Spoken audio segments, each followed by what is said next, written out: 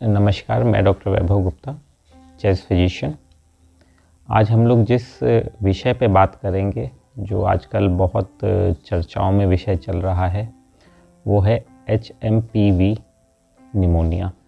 HMPV के नए case China से शुरू हुए और धीरे धीरे करके ये सारे विश्व में एक खबर बन गई कि कहीं जिस तरह से कोरोना फैल गया था, उस तरह से यह बीमारी भी तो नहीं फैल जाएगी। ये डर इसलिए और फैल गया क्योंकि जिस तरह से शुरुआत में कोविड से संबंधित डाटा चाइना ने छुपा लिया था, सबको नहीं दिया था, उसी प्रकार की कुछ खबरें इसमें भी आईं कि चाइना में जितने केस हो रहे हैं, चाइना विश्व स्वास्थ्य संगठन को वो रिपोर्ट नहीं कर रहा है। तो ऐसा माना जा रहा है कि जिस तरह के हालात कोविड में हुए थे, उसी तरह के हालात इस बीमारी में, इस निमोनिया में भी हो सकते हैं। तो इस विषय में 2-3 चीज़ें समझने की हैं। जिस तरह से कोविड एक नए प्रकार का वायरस था, उस तरह से जो HMPV है, यह नया वायरस नहीं है। ये बहुत दशकों से हम लोगों के सोसाइटी में, हम लोगों के बीच में है। किसी भी नए तरह की इलनेस ये नहीं है। तो जो बीमारी नई तरह की इलनेस नहीं है, उसके लिए हमारी इम्यूनिटी पहले से ही एक्सपोज्ड होती है। तो जिस तरह का विकराल रूप कोरोना ने लिया था, उस तरह का विकराल रूप शायद इस बीमारी में नहीं हो सकता, संभव नहीं लगता है। तो सबसे पहली बात है कि ये बीमारी फैलती कैसे है।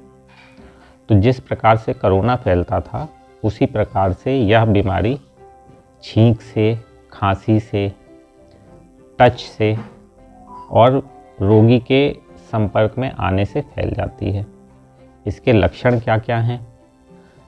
आम तौर पे ये खांसी, जुखाम, थोड़ा सा बुखार इस तरह से मैनिफेस्ट करती है।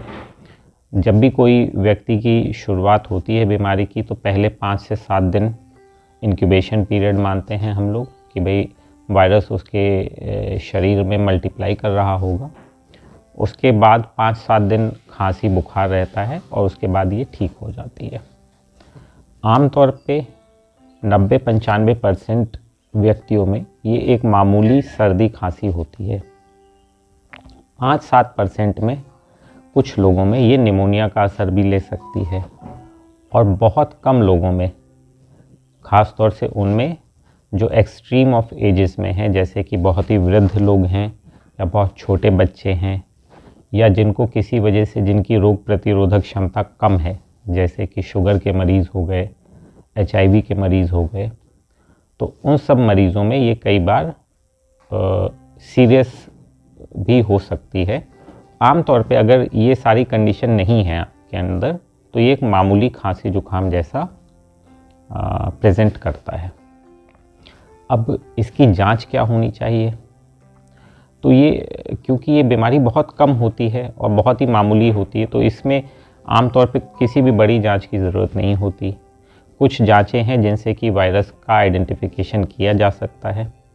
कुछ एक्सट्रीम केसेस में उन जांचों को कर सकते हैं। उन जांचों के लिए आप अपने डॉक्टर से संपर्क कर सकते हैं, वो करवा देंगे, लेकिन आमतौर पे ज़रूरत नहीं है। अब इस बीमारी का इलाज क्या है? तो जिस तरह से कोरोना का कोई भी स्पेसिफिक इलाज नहीं था, उसी तरह से इस बीमारी का भी कोई स्पेसिफिक इलाज नहीं है। आमतौर पे खांसी की, बुखार की, इसी तरह की दवाइयाँ दी जाती हैं और मरीज़ उनसे ठीक हो जाता है। न्यूट्रिशन का, अपनी खुराक का भरपूर ध्यान रखें, पानी खूब पिएं, एक बैलेंस डाइट लें। आमतौर पे जब भी ये बीमारी शुरू होगी, तो 5-7 दिन में ये अपने आप ही ठीक हो जाएगी। यदि कभी भी आपको लगता है कि सांस ज़रूरत से ज़्यादा फूल रही है, मरीज़ खुराक नहीं ले पा रहा है या फिर उसकी सांस बहुत फूल रही है, बुखार नहीं उतर रहा है, तेज़ बुखार है, तो तुरंत अपने डॉक्टर से संपर्क करना चाहिए।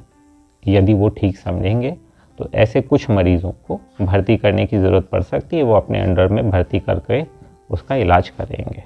किसी भी तरह से घबराने की ज़रूरत नहीं लगती। सोशल मीडिया पे जो भ्रम फैल गया है, थोड़ा सा लोग डर गए हैं, इससे डरने की भी कोई बात नहीं लगती है।